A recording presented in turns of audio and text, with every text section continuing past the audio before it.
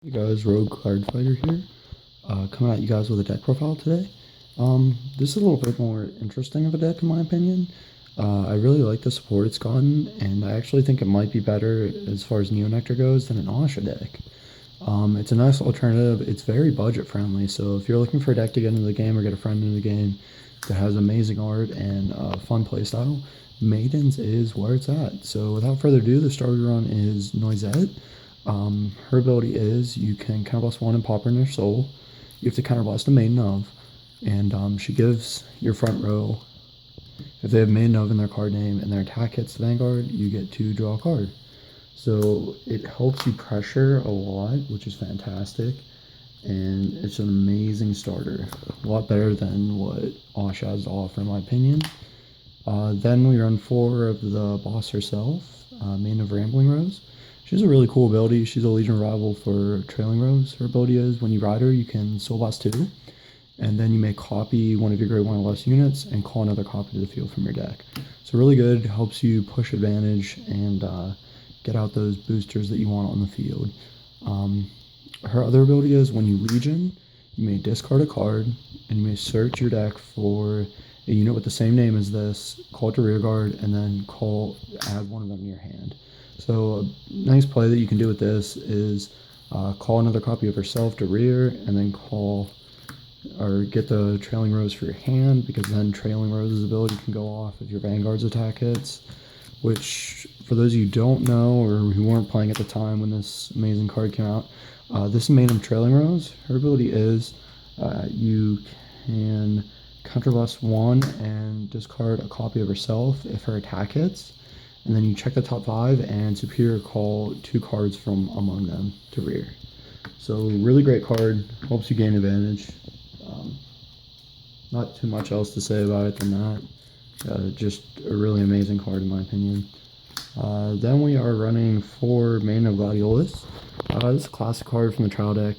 Her ability is when she's boosted, counterblast 1, choose one of your grade 1 or less units, and call another copy to rear. So helps you get out boosters, helps you gain advantage.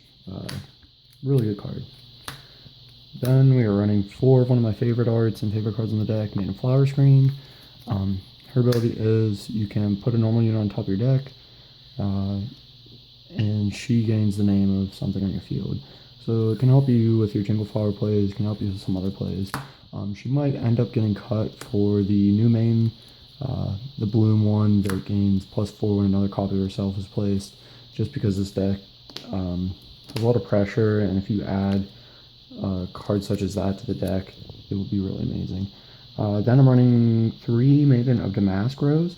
Her build is amazing. It's counterblast 1 when her attack hits. If you have a Maiden of Vanguard, you may check the top 5 and search for a grade 3 with Maiden of in its card name and add it to your hand. So it can help you get your Trailing Rose copies as well as Rambling Rose if you want to re-ride, re-legion, get those triggers back in your deck. It's a great card. Then we're running 4 PG. You don't really need them flips in this deck. You don't counterblast that much, and what you do counterblast, you get rid of with one of the really good grade ones that I'm about to show you. This is Maiden of Watering Pot. She came out in the Fighters collection. A lot of people weren't really, I don't know if they weren't excited. There was other cards that they were more excited about in the Fighters collection. But I really love this card. Its ability is when a Maiden of is placed on a regular circle from your deck, pop her in a soul, countercharge 1, and draw a card. So it's really good, helps you keep low counterblast. You don't have to take attacks you don't want to, and it helps you generate advantage. Then we're playing 3. This is a new card, Maiden of Rambler, and I really like it because beautiful art first off, and its ability is amazing. Its ability is when you are paying the cost for stride, she gains grade +1, so she's a grade 2. And then if you use her to pay the cost of stride, you may call her to rearguard circle and draw a card. So she replaces that extra card you're using a stride, and you also get a rearguard on the field. So it's a nice +1 in my opinion. Right now I'm running 2 stride enablers. I'm probably going to cut this for some more Maiden of Kanas, because really honestly you want to stride with Maiden of Rambler, and you really don't, I mean you don't really need the stride enabler in my opinion then, because you still get the nice break even or plus from Rambler, and so that can be a more useful card in my opinion. because this is probably the card I'm going to bump up. This is Maiden of Kana. She's pretty simple, kind of +1, pop her in a soul. Choose a unit, choose up to 4 units with the same name, they get +5 until end of turn. Really amazing, helps you finish games. Another option you could think about running is Katrina. It's the same thing as the grade 2 bloom. When another Katrina is placed, +4k, and each your units with the same name. So it can be pretty good on that front, just for hitting nice numbers. So another option to consider. I really haven't completely finished testing the deck to my liking, but this build has been running really well. Then we're running 4 heals. Only 5 crit. The deck generates enough advantage on its own, and it has enough pressure where the crits are nice, but there's some other things I'd rather play instead of them, like these draws, because 1, it's adorable, and 2, it's a turnip, obviously. But it's really good. It helps you draw into your copies of Trailing Rose. And then we're running 2 Maiden of Daybreak. Her ability is pop her on top of your deck when she's placed. Choose a unit, choose up to 4 units the same name, they get +5 till end of turn. It's really good, helps you hit calms. Then just 1 Elizabeth, can't really use her effect right now, so I might be bumping this up to 4. Her ability is when she's placed, choose up to 4 Elizabeths, and they get the ability, choose a card from your normal card from your drop zone, put it on top of your deck. If you do, choose up to 4 cards with the same name as that unit and return them to your deck, and then return this unit to your deck, shuffle your deck, and draw a card. So it replaces itself. Can help you draw into a better booster, or the cloning is nice, just helps you gain names. So I really like it. And then for strides, this is where the deck gets really amazing. I like the generic stride a lot better for mains. It is amazing. Its name is Protector Lotus Maiden of Yggdrasil.